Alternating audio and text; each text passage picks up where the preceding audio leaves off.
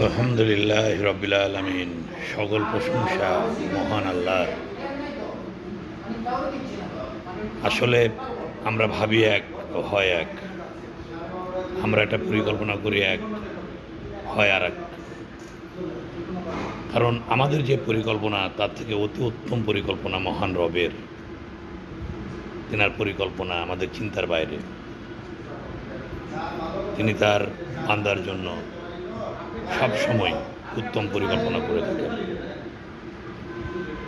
আজকে দেখেন, বিশ্ব পরাশক্তি নামে খ্যাত আমেরিকা, বিশ্বের মোড়ল ডোনাল্ড ট্রাম্প,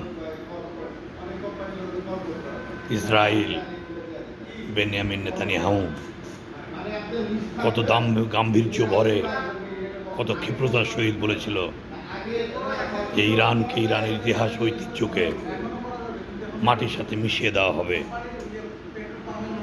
কিন্তু ওই যে মহান রব, তার পরিকল্পনা তো ছিল অন্য। আজ ইরানের প্রত্যেকটা মানুষ, শিশু থেকে শুরু করে আবাল বৃদ্ধ বনিতা, প্রত্যেকেই ভরসা রাখছিলেন সেই মহান রবের উপরে। এবং আমরা দেখেছি যারা একসময় ট্রাম্পকে সাপোর্ট দিয়ে গিয়েছেন, সহযোগিতা করে গিয়েছেন, সময়ের সাথে সাথে ট্রাম্পের থেকে তারা দূরে সরে আসছেন এবং ইরানের পক্ষ নিয়েছেন। হয়তো কিছু প্রাণ আল্লাহ তাআলা শাহাদার মত দান করুন, তারা চলে গিয়েছেন। কিন্তু আজকে বিশ্ব মোড়ল, আজকে সেই শয়তান, সেই নমরুদ, সেই ফেরাউন ট্রাম্প আর এই নেতানিয়াহু আজকে মাথা নত করে বিশ্বে ইরানের কাছে ক্ষমা চেয়ে এই যুদ্ধবিরতিতে আসতে বাধ্য হয়েছে। এটা করেছেন কে? পরিকল্পনা কে ছিল? ওই মহান রবের। কালকে আমি একটা ভিডিও দেখলাম, সোশ্যাল মিডিয়া ভাইরাল হয়েছে, যে ইরানের আকাশে শত্রুর একটা ড্রোন ঘোরাফেরা করছে। তখন একটা ছোট শিশু তার আব্বাকে বলছে যে, আব্বু ওই যে এখনো পড়ে না, এই যে ডানে যাচ্ছে, মারো মারো মারো। এই যে একটা শিশু পর্যন্ত এই যুদ্ধে অন্তর্ভুক্ত এবং তারা দেশের জন্য জীবন দিতে প্রস্তুত ছিল, শাহাদা বরণ করার জন্য প্রস্তুত ছিল। সেই জন্যই আজকে মহান রব আজকে উত্তম প্রতিদান দান করেছেন ইরানকে। আলহামদুলিল্লাহ রাব্বিল আলামিন। আবারও শুকরিয়া আদায় করি মহান রবের। বিশ্বে যে পরিমাণে অস্থিরতা দেখা দিয়েছিল, আল্লাহর রহমতে এখন আস্তে আস্তে ইনশাআল্লাহ কেটে যাবে। সবাই সবার জন্য দোয়া করবেন এবং সবার নিজের আত্মাকে পরিশুদ্ধ করবেন। আজ না হয় কাল, সময় কিন্তু নির্দিষ্ট। একটা দিন যাচ্ছে, একটা দিন আমাদের জীবন থেকে চলে যাচ্ছে। আমরা কবরের দিকে ধাবিত হচ্ছি।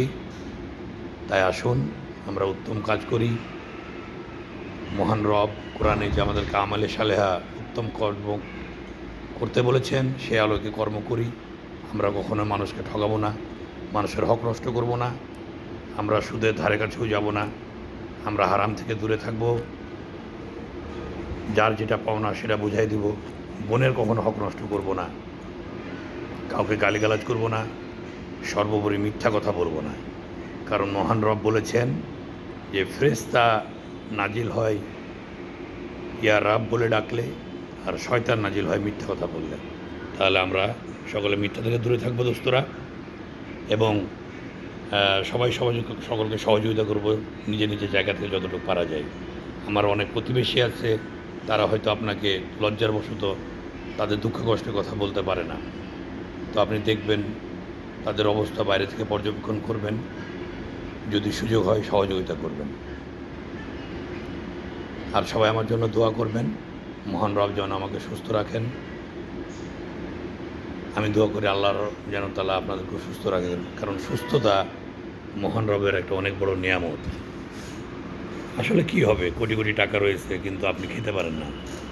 কোটি কোটি টাকা রয়েছে, আপনার নাক দিয়ে নল ঢোকানো রয়েছে, আপনার কোনো অনুভূতি নেই, ফিলিংস নেই। আসলে এই জীবনের কোনো মূল্য নেই। তাই অর্থ আপনাকে সব সুখ এনে দেবে না।